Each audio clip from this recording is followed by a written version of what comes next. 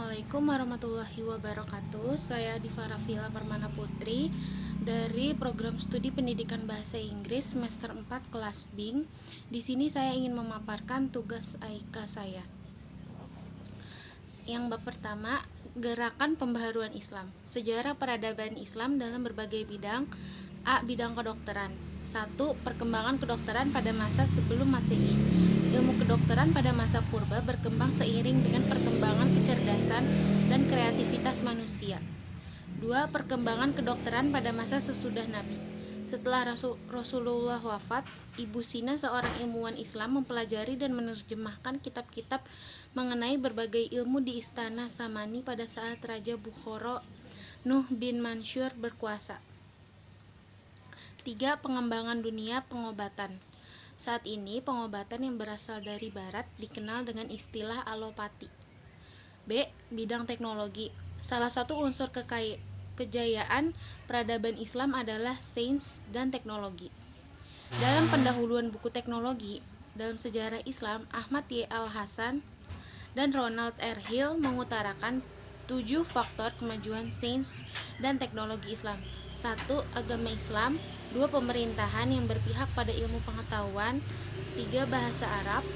4. Pendidikan. 5. Penghormatan kepada ilmuwan. 6. Maraknya penelitian. Dan 7. Perdagangan internasional. Yang C. Bidang pendidikan. Pada masa pemerintahan Bani Abbas, kegiatan pendidikan dan pengajaran mencapai kemajuan gemilang. Bab 2 yaitu memahami latar belakang dan tujuan Muhammadiyah. Sejarah masuknya Islam di Nusantara. Kehadiran Islam di Nusantara, khususnya di wilayah Indonesia, adalah tema yang menarik banyak kalangan, yaitu sejarawan, budayawan, sosiolog, antropolog, dan bahkan politisi.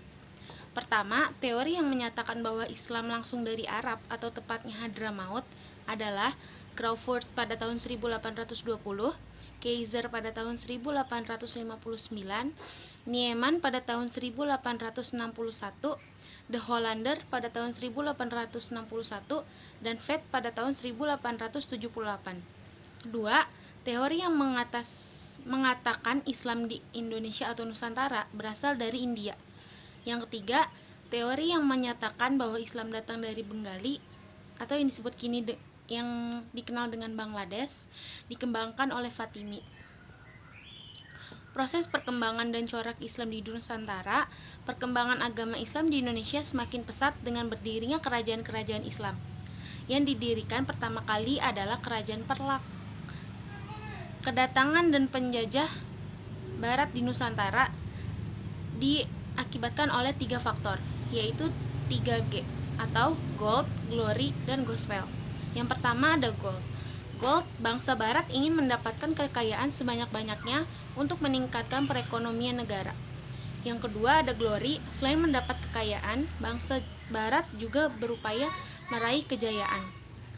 Dan yang terakhir ada Gospel. Gospel itu bangsa Barat berusaha memperluas keyakinannya di Asia untuk memenuhi tugas mulia sebagai umat Nasrani. Ada pula revolusi industri. Revolusi industri yaitu kedatangan bangsa Barat ke Indonesia yang didukung oleh revolusi industri itu sendiri. Tokoh-tokoh pembaharuan dalam Islam. 1. Muhammad bin Abdul Wahhab. Muhammad bin Abdul Wahhab yang lahir di Uyanian, Najd, Arab Saudi. Pemikiran Muhammad bin Abdul Wahhab sebagai berikut. Yang A. Hanya Al-Quran dan hadis yang merupakan sumber asli dari ajaran Islam. Yang B. Taklid kepada ulama tidak dibenarkan. Yang C. Pintu ijtihad terbuka dan tidak tertutup. Yang kedua, Jamaluddin Al-Afghani. Jamaluddin lahir di Afghanistan pada tahun 1839 dan meninggal dunia di Istanbul pada tahun 1897. Berikut beberapa pemikiran dari Jamaluddin Al-Afghani. Yang A. Kemunduran umat Islam tidak disebabkan karena Islam tidak sesuai dengan perkembangan zaman dan perubahan kondisi. B. Corak pemerintahan otokrasi dan absolut harus diganti dengan pemerintahan demokratis. C. Tidak ada pemisahan antar agama dan politik. 3. Muhammad Abduh. Muhammad Abduh dilahirkan di Mesir pada tahun 1849 Masehi. Beberapa pemikiran Muhammad Abduh yaitu: A. Pembukaan pintu ijtihad, B. Penghargaan terhadap akal, C. Kekuasaan negara harus dibatasi. Selanjutnya, memahami muqaddimah anggaran dasar Muhammadiyah. Anggaran dasar Muhammadiyah memuat nama organisasi, nama pendiri, tempat kedudukan, identitas dan asal, lambang organisasi, muwakat dan tujuan, usaha, keanggotaan, pimpinan, unsur pembantu pimpinan, organisasi otonom, permusyawarahan, rapat, kekayaan, dan laporan. Dalam ADART bab 8 Anggaran Rumah Tangga pasal 39 menjelaskan kegiatan organisasi Kiai Haji Ahmad Dahlan. Yang pertama, sebelum mendirikan Muhammadiyah, Kiai Haji Ahmad Dahlan telah melakukan berbagai kegiatan keagamaan dan dakwah. Yang kedua, Kiai Haji Ahmad Dahlan adalah sosok yang memiliki rasa ingin tahu tinggi, termasuk salah satunya untuk mempelajari tata organisasi. Yang ketiga, dari situlah Kiai Haji Ahmad Dahlan mendapatkan ilmu dan pengalaman sekaligus mempunyai kesempatan untuk berdakwah mengenai agama Islam. Dalam ADART bab 13 Anggaran Rumah Tangga pasal 39, 1. Menjelaskan dan mengatur hal-hal yang tidak diatur dalam anggaran dasar. 2. Dibuat oleh pimpinan pusat berdasarkan anggaran dasar dan disahkan oleh Tanwir. 3. Dalam keadaan yang sangat memerlukan perubahan, pimpinan pusat dapat mengubah anggaran rumah tangga dan berlaku sampai disahkan oleh Tanwir. Identitas dan asal Muhammadiyah. Gerakan Islam, dakwah, amar ma'ruf, nahi munkar, dan tajdid bersumber pada Al-Quran dan Sunnah. Untuk berusaha bersama-sama menjadikan suatu negara yang adil, makmur, dan diridhoi oleh Allah Subhanahu wa Ta'ala. Catatan: rumusan matan tersebut telah mendapat perubahan dan perbaikan oleh pimpinan pusat Muhammadiyah. 1. Atas kuasa Tanwir tahun 1970 di Yogyakarta. 2. Disesuaikan dengan keputusan Muktamar Muhammadiyah ke-41 di Surakarta. Rumusan sistematika MKCHM. Rumusan matan keyakinan dan cita-cita hidup Muhammadiyah terdiri dari 5. Kemudian dari 5 angka ini dapat dibagi lagi menjadi 3 kelompok, yaitu 1. Kelompok yang pertama mengandung pokok-pokok persoalan yang bersifat ideologis, yaitu angka 1 dan 2. Kelompok 2, yaitu mengandung persoalan mengenai paham agama menurut Muhammadiyah, yaitu angka 3 dan 4. Dan yang C, kelompok 3, yaitu mengandung persoalan mengenai fungsi dari nilai Muhammadiyah dalam masyarakat negara Republik Indonesia, yaitu angka 5. Konsep westernisasi, modernisasi, sekularisasi, dan sebagainya masuk ke Indonesia membuat keprihatinan para pemimpin pada pakar Muhammadiyah yang mendasari perumusan konsep-konsep Islam. Selanjutnya ada sifat Muhammadiyah.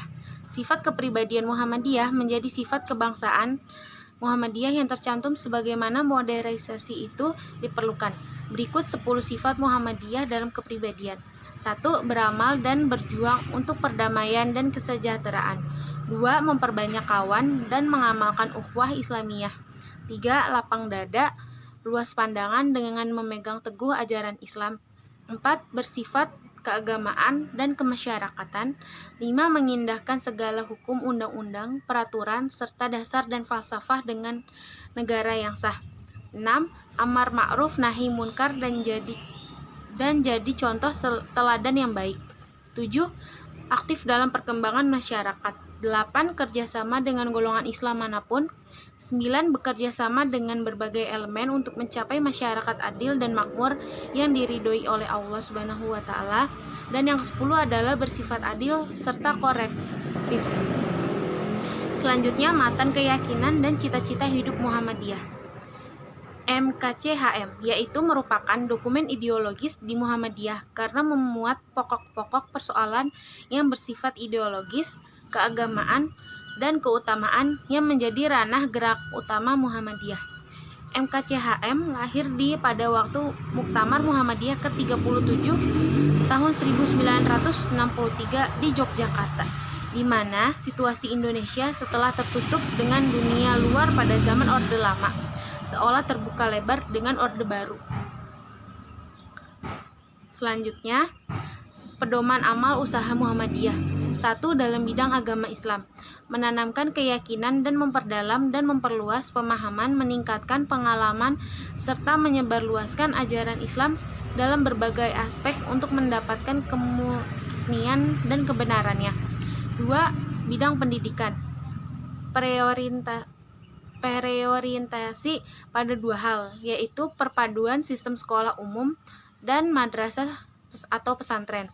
Yang ketiga, bidang ekonomi dan keuangan, bertujuan membimbing masyarakat dan ke arah perbaikan dan mengembangkan ekonomi sesuai dengan ajaran Islam. Yang keempat, bidang kesehatan dan kesejahteraan masyarakat, berupa penyaluran pembagian zakat dan ma'al. Yang kelima, bidang politik kenegaraan.